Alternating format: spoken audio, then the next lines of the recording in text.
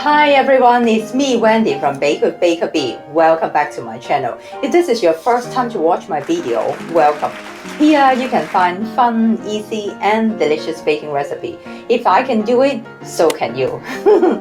So for today's video, I'm super excited to share with you one of my personal favorite combinations, coffee and walnuts. So the recipe for today is walnut Swiss roll with coffee cream. Oh, smell it. You can't smell it, right?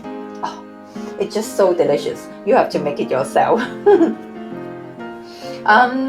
Why do I want to share this recipe with you? Because first, I just think coffee and walnuts are perfect combinations. Second, it is so easy to make and it just needs a few ingredients. And also you will be amazed, actually it is flour free. And also in between the swirls, you can see it is filled with smooth, light and aromatic coffee cream. So who can resist it? So do you want to learn how to make this little beauty? Just keep on watching.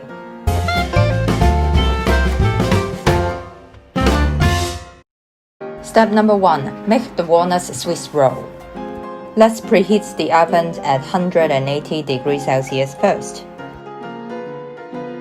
Before any baking, we need to line the baking tins with parchment paper to prevent any sticking. If you want to learn how to line different sizes and shapes of baking tins, watch my How to Line Your Baking Tins with Parchment Paper tutorial. The link is in the description box below. The Swiss roll baking tin now is ready to go. Measure 150 grams walnuts and then toast them in a pan until they turn a bit darker, or you can smell the fragrant nutty flavor. I found toasting in a cast iron pan would have a better toasting result. Also, it won't damage the pan from the very high heat. If you don't have this kind of pan, you can also bake them in an oven at 200 degrees Celsius for about 5 to 10 minutes. Keep an eye on them because we don't want burnt walnuts. Then let them cool down completely. After around an hour, put the cool toasted walnuts into a food processor.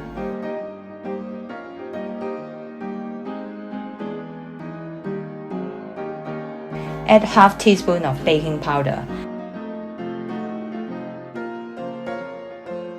Then grind them until sandy texture. Stop the machine before the mixture turns into a paste.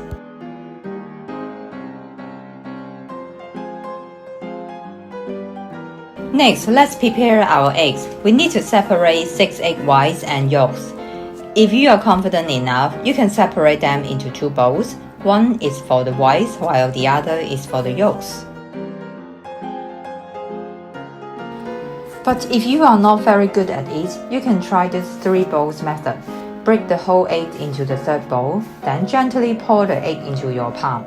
Let the whites drain through the gaps between your fingers. Then put the remaining yolk into the other bowl. There you have! This is a very safe way to separate them, because if there is just a tiny bit of yolk breaks into the whites, it will stop your whites from forming. Pour the egg whites into the mixing bowl with a whisk attachment. Start with low speed. At the beginning, you won't see any difference. Just be patient. Keep mixing. After a couple of minutes, you will see some air bubbles are formed. Now, you can add a 1/4 teaspoon of cream of tartar to help stabilize the whipped egg whites. When you see a layer of foam is formed, just like this, it's time to add the sugar into it. Get 75 grams of caster sugar. Add it into the egg whites gradually.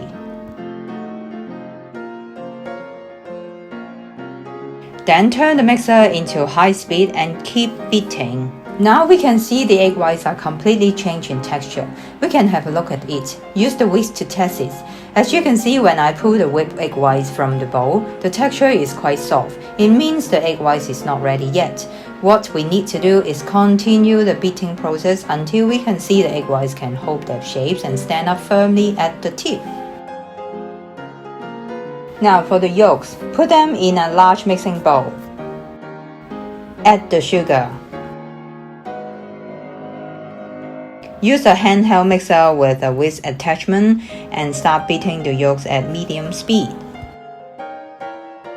We need to beat the yolks and the sugar around 4 minutes or until the mixture becomes thickened in texture and pale in color. Add the toasted ground walnuts mixture and gently mix them together.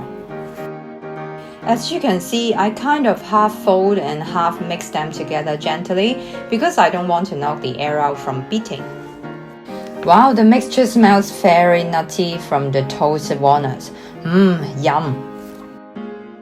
After the walnut mixture and the egg yolk mixture are well combined, it's time to add our egg whites. First, scoop a small portion of egg whites in the walnut mixture to loosen it a bit. Then add about 1/3 of the egg whites using the folding and turning method to incorporate them well using a spatula.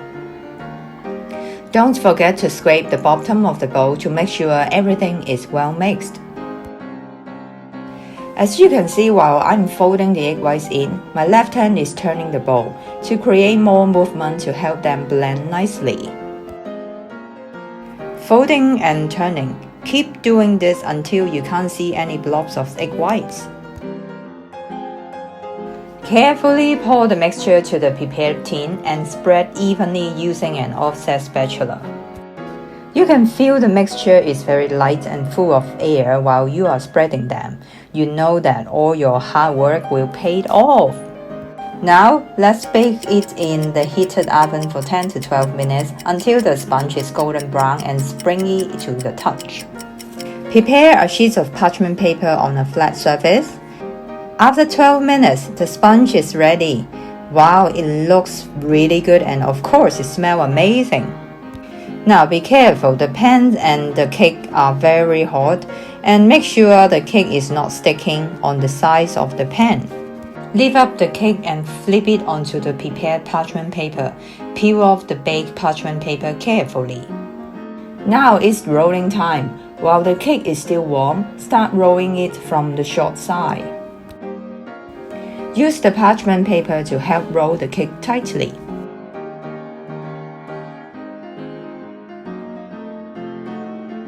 Try to place the seam down and let it cool completely on a wire rack. Just like this. Step number 2. Make the coffee cream filling. Start by melting 250 grams unsalted butter in a saucepan. Melt it in a low or medium heat because we don't want to burn the butter. After a couple of minutes, the butter comes to the boil. Then turn off the heat and then let it cool down a little bit before the next step. Now put 400 grams of sifted icing sugar into a mixing bowl of a stand mixer with a whisk attachment. Pour in the melted butter into the icing sugar slowly. Be careful, the butter is still hot.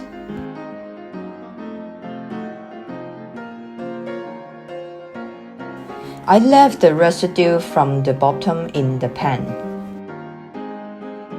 After all the melted butter is poured into the icing sugar, you will see the mixture is quite grainy at this stage, not smooth at all. You just need to keep beating it for another 5 minutes, then it will become smoother. Remember, you need to stop the mixer once or twice more to scrape down the sides and the bottom of the bowl to make sure everything is well mixed. Now the bowl is still warm, so I will keep mixing it for a while until it is a bit cooler for pouring the chilled cream and the coffee.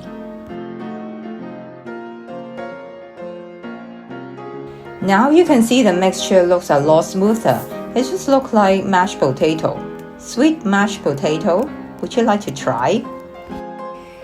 Keep the mixer at medium-low speed and pour into 6 tablespoons of chilled double cream. Remember, the cream needs to contain at least 35% of fat. Then increase the speed to medium-high and add 6 tablespoons of chilled brewed coffee. You can use instant coffee powder or freshly brewed coffee. It's totally up to your personal preference. After adding all the liquids into the icing sugar mixture, it will become a bit curdled, but don't worry, you just need to keep mixing it until it becomes a smooth and creamy texture. Just like this.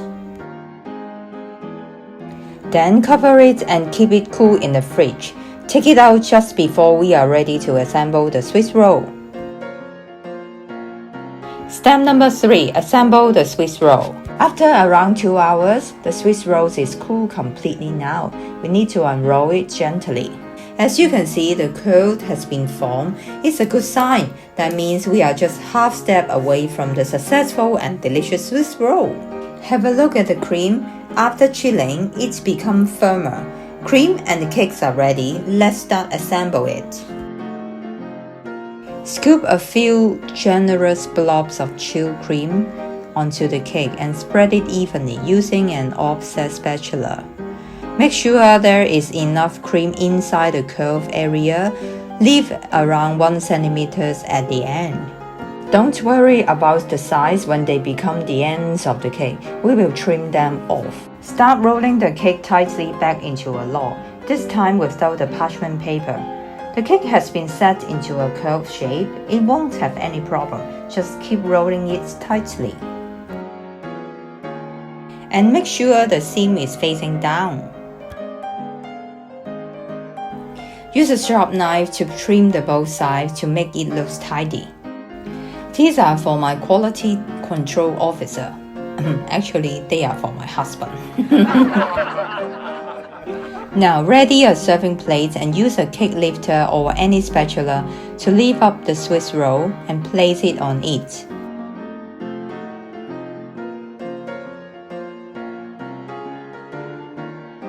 Step number 4. Decorate the Swiss roll. Now this step is totally optional, but it just makes the Swiss roll look prettier and more appetizing. First, get a piping tip. I can't tell you how good are my DIY piping tip organizer. It just saved me tons of time to look for the tips that I want. If you want to know how to DIY one for yourself, watch my tutorial. The link is in the description box. Then get a piping bag and push the tip to the front and use it as a reference to cut at the top. Then place the piping bag into a tall glass. To avoid any cream leaking from the piping tip, tilt it upward and flip the end of the piping bag onto the sides of the glass. Then fill the bag with the remaining coffee cream.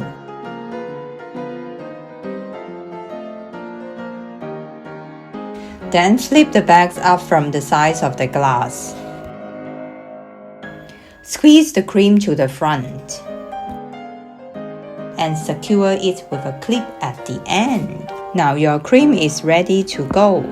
Now here I have my coffee cream filled in a piping bag with an open star tips and some toasted chopped walnut. Here we go. Hold your piping bag straight and place it in the middle of the Swiss roll. Apply a little pressure and squeeze the cream out. Because of the open star tip, it helps us to create the very beautiful star definition. Pipe 1 in the middle and then 3 more behind it and 3 more in front of it. Finally, sprinkle some toasted chopped walnuts on top to enhance the look. Ta-da! Walnut Swiss roll with coffee cream. It is so easy to make, isn't it? Give this recipe a try and let me know how it turns out in the comments box below. And also please let me know if you would like me to share some other baking recipes with you. I will try my very best to do it for you. I hope you do enjoy this video. If you do, please give me a big thumbs up and share it with your friends and family. And before you leave, make sure to hit the subscribe button and the notification bell next to it so that you will be notified when my new video goes live. So thank you so much for watching and I will see you guys in my next video. Bye bye!